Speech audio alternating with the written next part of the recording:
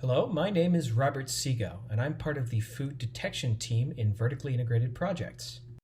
These are our 6 team members. I'm Robert, there's Tiffany, Santiago, Rahul, Burkay, and Preethi. At the beginning of this project, we saw a problem we wanted to address. Dietary information for cooked meals is often inaccessible, and packaged foods do have nutrition labels, but the amount of calories per serving can be difficult for customers to parse if there's more than one serving in the container they're using. So as awareness of the negative effects of obesity and food allergies increases, consumers want to become more health conscious, and that means more documentation and more accurate dietary information. We want to solve this by creating a tool that removes the need for prior user knowledge about cooked meals and would provide a more accurate calorie count than a user could get on their own. In the previous semester, we began with this segmentation method. We calculated the saturation values of every pixel, performed a threshold, and then, by beginning with a silhouette score, which determined the amount of clusters we wanted, performed k-means, finally producing boundary boxes around the clusters we calculated. Once we had these regions of interest, we could then enter them into our classification model based on ResNet 50, which would then calculate the most likely class and perform a lookup to the 100 classes included in the Kaggle Food 101 dataset. The resulting classifications were correct 88.2% of the time for the 100 classes we used. However, misclassifications are shown on the right here, which were commonly between foods of similar makeup or appearance, a problem we tried to address this semester. This is an example of an image that had gone fully through last year's tool pipeline. After segmenting the image, we then classified them. The pizza classification was correct, and those are the calories per serving. However, the orange pictured there is clearly not a lobster bisque. Unfortunately, our dataset did not include common fruits. Additionally, our segmentation algorithm, which relied purely on saturation, had the habit of producing false positives on saturated regions of the image that were not food. Shown here is our project plan for the semester. Orange represents the completed tasks, and yellow represents portions of the project we are actively working on. We plan to perform volume estimation using fiducial markers within the image. However, since a dataset for that does not exist yet, we have been curating our own.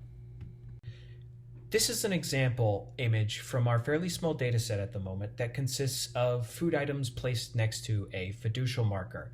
We're going to use this fiducial marker to better estimate the size and content of the image. In order to produce the accurate calorie counts we want, we first have to focus on volume estimation, the actual amount of food pictured. In order to turn these two-dimensional images into a calorie estimation, we want to create a three-dimensional model of them. By utilizing our classification method from before, where we went to a lookup table to find the nutrition information, we can also associate with each class a specific geometric shape that then we have to find the dimensions for, rather than estimating some amorphous shape every time we encounter a new food. In order to find the dimensions of these geometric shapes, we're going to use a fiducial marker in each image. On the left is our marker, which consists of a number of multicolored squares on white background surrounded by a black border. This is done because we use a Huff transform to find the fiducial marker within the image, and then a morphological erosion to remove the noisy scuff marks caused by other borders and lines within the image.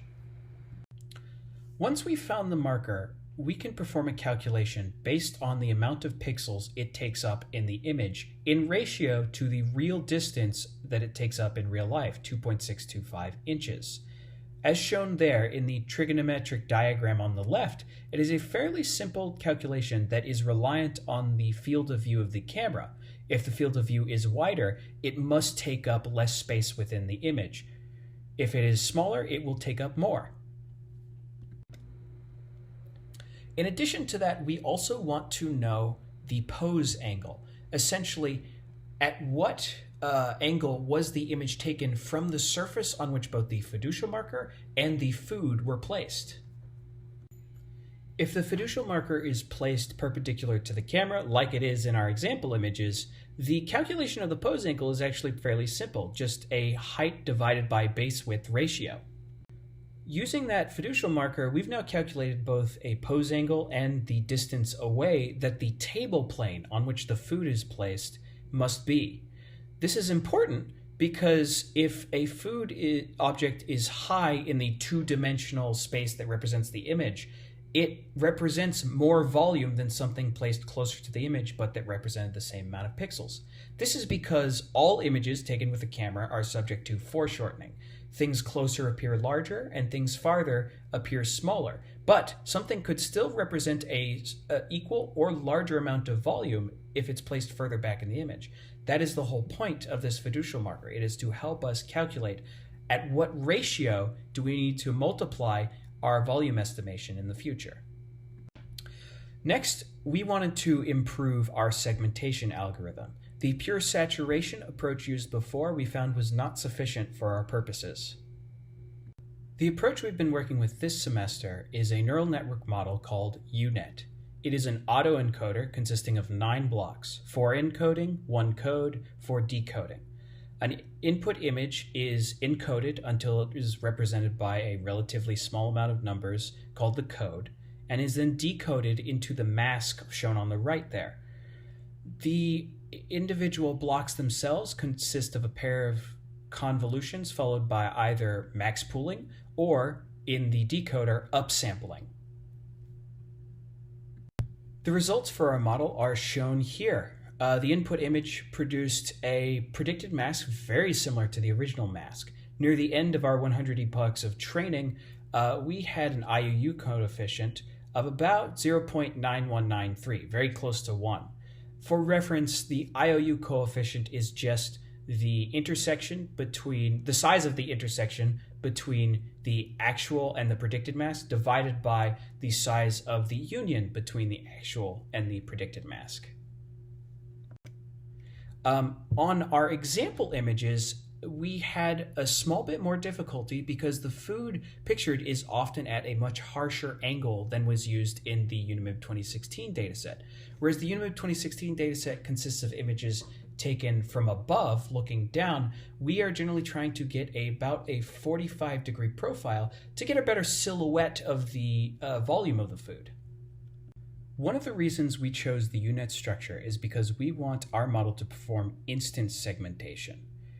Forgoing the classification model independently altogether, we want our segmentation method to perform classification, where it can not only identify the different classes within the image, but also different instances of that object within the class, as shown here, where there are 2 separate mandarins in the image, but they are identified individually with separate colors. This is an example image from the Unimib 2016 dataset, and it is our end goal with the UNet structure.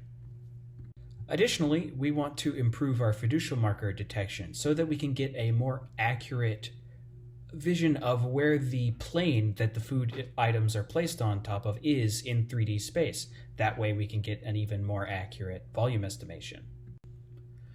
By incorporating the geometric models we described before with the segmented regions we've created, along with an estimation of the object's distance along the table plane, we can create a very accurate volume estimation, which we will then use in combination with the per serving size calorie counts from our lookup table to create a precise calorie estimation within the image. We want to thank Dr. Zoltowski and Dr. Delp for their direction and technical advice on this project.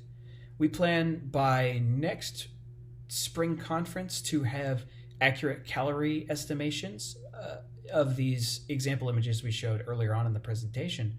Thank you for listening, and please enjoy the Purdue Undergraduate Research Conference.